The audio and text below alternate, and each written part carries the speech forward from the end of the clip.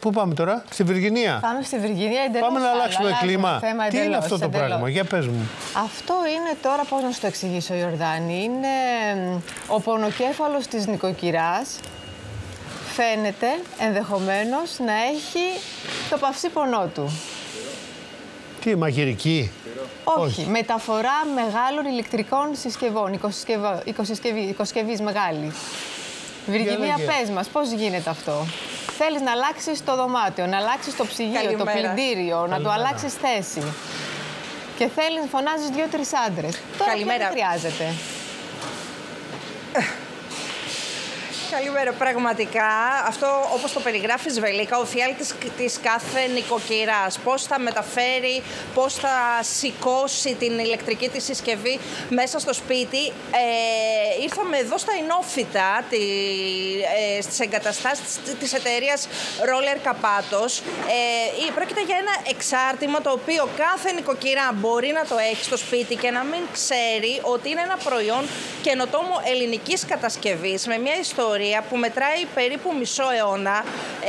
Ο κύριος Καπάτος, ο Θεόφιλος, ο πατέρας του κύριου Καπάτου που έχω στο πλάι μου αυτή τη στιγμή, περίπου τη δεκαετία του, γύρω στο 1971, τη δεκαετία του 70, ξεκίνησε από ένα μικρό δωματιάκι στο Γκίζι, όπου με μία λαμαρίνα και ένα πριόνι έφτιαξε ένα καινοτόμο προϊόν, τη βάση για προϊόντα, για ηλεκτρικές συσκευές, τις λευκές συσκευές που έχουμε στο σπίτι, δηλαδή πλυντήριο, ψυγείο, κουζίνα, στεγνοτήριο πλέον, που σε κάθε σπίτι νομίζω σχεδόν το συναντάμε.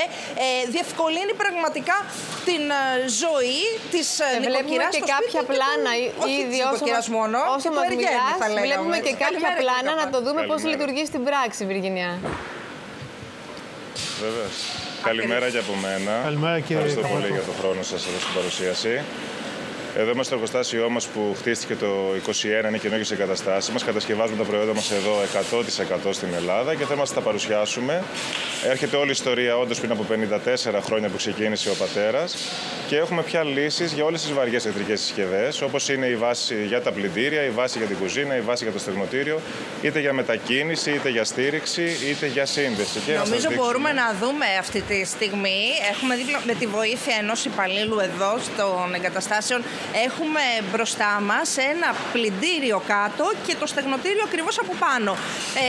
Είναι το σύνηθες για εξοικονόμηση χώρου να έχουμε τη μία συσκευή πάνω στην άλλη, αλλά πολλές φορές η μετάβαση των ρούχων από τη μία συσκευή στην άλλη αποτελεί πρόβλημα. Σωστά. Έτσι, αυτή η βάση σύνδεσης που συνδέει τις δύο συσκευές εξυπηρετεί να δημιουργήσουμε μια κολόνα μέσα στο σπίτι μας και να εξοικονομήσουμε χώρο. Και τελικά, επειδή έχει γίνει μια πολύ βαριά κολόνα, η βάση πλυντηρίου που είναι στο έδαφος, που έχει ροδάκια αλλά και αντικραδασμικά πέλματα, μας βοηθάει να μετακινήσουμε ό,τι ώρα χρειαστούμε για να καθαρίσουμε, για να επισκευάσουμε όλη αυτή τη βαριά κολόνα. Και το πρακτικό σιρτάρι τελικά, ένας άνθρωπος όρθιος πια θα χρησιμοποιήσει και το στεγνοτήριο. Κύριε Καπάτο, αυτή η λύση μας λύνει τα χέρια στο πλυντήριο, στεγνοτήριο. Το άγχος κάθε νοικοκυράς είναι όταν βάζει το πλυντήριο, είτε σε ένα καινούργιο σπίτι, είτε όταν αγοράζει ένα καινούργιο πλυντήριο. Σας λέω το πλυντήριο συγκεκριμένα. Μήπως με το πλύσιμο και τις δονήσεις φύγει από τη θέση του. Αυτό δεν κουνιέται? Αυτό δεν κουνιέται, έχει αντικραδασμικά πέλματα και έτσι όταν θα πατήσει σωστά τελικά όλο το προϊόν επάνω στη βάση, γιατί πρέπει να το ρυθμίσεις εννοείται, θα έρθει και θα είναι ακίνητο. Και όταν θα χρειαστείς θα το κινήσεις όπως θέλεις, εύκολα πια, χωρίς να φωνάξεις 3 ανθρώπους ή να πρέπει να κατεβάσεις το στεγνοτήριο κάτω. Γιατί ξέρεις τι μπορεί να γίνει, Ιορδάνη? Δείχνει ο κύριος. Βιργινία, έχεις το πλυντήριο και θες να σκουπίσεις λίγο από πίσω. Αυτό είναι αδύνατο. Πρέπει να το κάνεις γύρω-γύρω, από κάτω, από δίπλα. Τώρα μπορείς να το βγάλεις εντελώς, να σκουπίσεις και να το επανατοποθετήσεις. Ναι, σωστό είναι αυτό. Εμένα πήγε το μυαλό μου μόνο μέχρι τις δονήσεις. Το σκούπισμα δεν το σκέφτηκα. Ίσως δεν σκουπίζεις. Όχι, για το σκούπισμα είναι η βασική σκουπίση ή μια διαρροή νερού ή μια επισκευή. Να σας πω, αυτό μπαίνει και σε άλλες. Κινείται και τότε ανακαλύπτουμε τι βρίσκεται κάτω. Μπαίνει και σε άλλα έπιπλα ή μπαίνει μόνο στις ηλεκτρικές συσκευές? Μπαίνει αν θέλουμε στα άλλα έπιπλα, σε ένα βαρύ μπαούλο, ας πούμε, κάτι μπορεί να έχει κάποιος, αλλά η χρήση τους είναι και ηλεκτρικές συσκευές, είναι πτυσσόμενες, άρα ταιριάζουν σε όλες τις ηλεκτρικές συσκευές, είναι universal προϊόντα Και αντίστοιχα είναι άλλο μοντέλο για την κουζίνα, άλλο μοντέλο για το πλυντήριο. Γιατί το ένα έχει τεκραδασμικά πέλματα, το άλλο δεν έχει. Και πού τα βρίσκουμε αυτά, κύριε Καπάτο? Λύσεις όπως είναι... Πού τα βρίσκουμε αυτά? Αυτά είναι σε όλα τα καταστήματα ηλεκτρικών ειδών. Σε όπου θα πάρουμε το πλυντήριό μας, σε ένα κατάστημα έτσι... ηλεκτρικών ειδών, θα βρούμε και τη βάση. Σε καλές τιμές, που θα μπορεί να αντέξει ένα νοικοκυριό. Σε καλές τιμές, βεβαίως. Εννοείται τα αντέχει. Αυτό που βλέπουμε εδώ μπροστά μας, τι ακριβώς είναι που στέκεται πάνω, σαν σκαμπόσα? Αυτή είναι μια βάση υψηλή, τη λέμε εμείς. Έχει μισό μέτρο ύψος για να τοποθετήσει το πλυντήριο σε εργονομικό ύψος τελικά. Και να μην σε πονάει η μέση σου για να το χειρίζεσαι.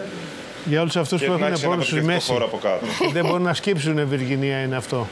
Για όσους έχουν πρόβλημα, κυρίως για άντρες. Σκεφτείτε το, κοιτάξτε. Εγώ είμαι 1,90, κοιτάξτε. Σου έρχεται κάποιος στο κατά νου, Ιορδάνη? Μα πού να σκύψει εκεί κάτω, είναι δύσκολο.